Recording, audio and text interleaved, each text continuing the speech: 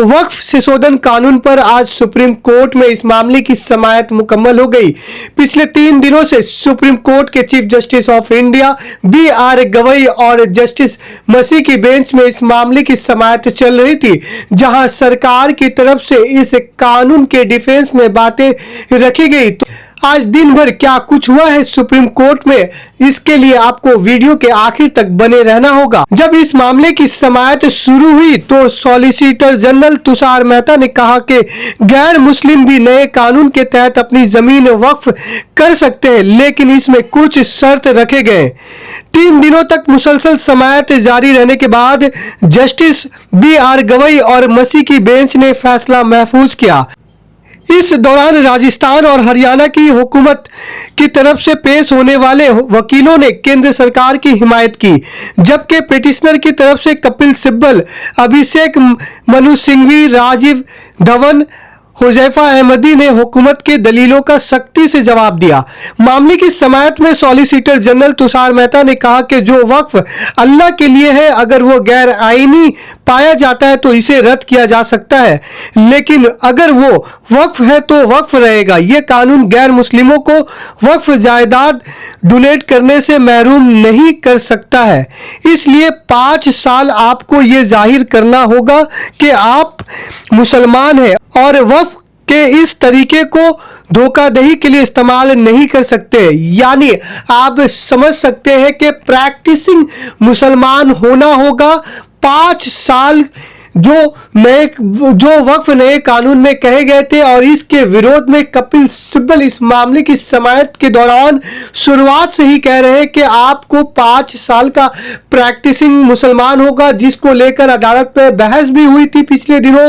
और हुजैफा ने यह कहा था कि क्या हम नमाज पढ़ेंगे तभी मुसलमान कहला सकते हैं, जिस पर आज की समाअत में एक सवाल उठाया कि वक्फ इस्लाम का हिस्सा है या नहीं। पिटिशनर की तरफ से राजीव धवन ने कानून की मुखालफत की, कहा कि वक्फ इस्लाम का एक अहम हिस्सा है। इन्होंने मिसाल दी कि वेदों में कोई मंदिर नहीं था। अगर मुझसे पूछे तो वेदों के मुताबिक मंदिर जरूरी नहीं है। आपको बता दें कि कल अदालत को हुकूमत ने बताया था कि वक्फ इस्लाम का हिस्सा नहीं है। धवन ने कहा कि इस कानून के जरिए आर्टिकल 25-26 की बुनियादें कमजोर कर रही हैं। कपिल सिब्बल ने कहा कि 1954 से 2013 तक सिर्फ एक स्टेट ने सर्वे मुकम्मल किया है।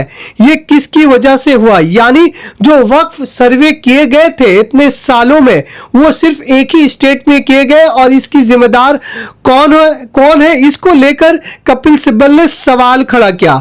एक वक्फ जम्मू कश्मीर में रजिस्टर्ड है, यूपी में नहीं। आखिर इसकी वजह क्या है, जिस पर सोचने की जरूरत है। इन्होंने कहा कि लखनऊ इमामबाड़ा खत्म हो जाए तो बड़ी बात है। कपिल सिब्बल ने जैसे ही कहा, सॉलिसिटर जनरल तुषार मेहता ने कहा कि अदालत को गुमराह किया जा रहा है। फिर लंच के बाद मामले की दोबारा समाअत शुरू हुई। कपिल सिब्बल ने कहा कि अब कलेक्टर फैसला करेंगे कि वक्फ है या नहीं। सिब्बल ने कहा कि हम तुषार के दलाइल से नहीं जा सकते हैं, यानी जो तुषार मेहता की तरफ से दलाइल पेश किए गए हम उनकी हिमायत नहीं करते हैं। ये कपिल सिब्बल ने अदालत को बताया। हमें देखना होगा कानून क्या कहता है। कपिल सिब्बल ने फिर कहा कि 200 साल से ज्यादा पुराने कई कब्रिस्तान है। 200 साल बाद हुकूमत कहेगी कि ये मेरी जमीन है, और क्या इस तरह कब्रिस्तान की जमीन छीनी जा सकती है? जिस पर तुषार मेहता ने कहा कि 1923 से 2013 तक कोई भी मुसलमान वक्फ कर सकता है। मेहता ने कहा कि अगर मैं हिंदू हूं और मैं वक्फ करना चाहता हूं तो ट्रस्ट बना सकता हूं। अगर हिंदू मस्जिद बनाना चाहे तो वो जमीन वक्फ क्यों करे? जब आप समाजी काम के लिए ट्रस्ट बना सकते हैं तो मस्जिद के लिए क्यों नहीं? जिस पर इनके बयान की मुखालफत करते हुए कपिल सिब्बल ने कहा कि 2013 में गैर मुस्लिमों को जमीन वक्फ करने की इजाजत दी गई थी, जबकि 1923 और 2013 तक ऐसा नहीं था। आप समझ सकते हैं कि इस मामले की समाअत के दौरान chief justice of India B.R. Gavai और जस्टिस मेसी की बेंच ने इस मामले को गौर से सुना और फैसला को महफूज किया। अब इस मामले पर फैसला कब आता है, इसका इंतजार सबों को है। कुछ वक्फ नए कानून के ताल्लुक से जो भी अपडेट आएंगे आपको मैं इसी तरह से शेयर करता रहूंगा।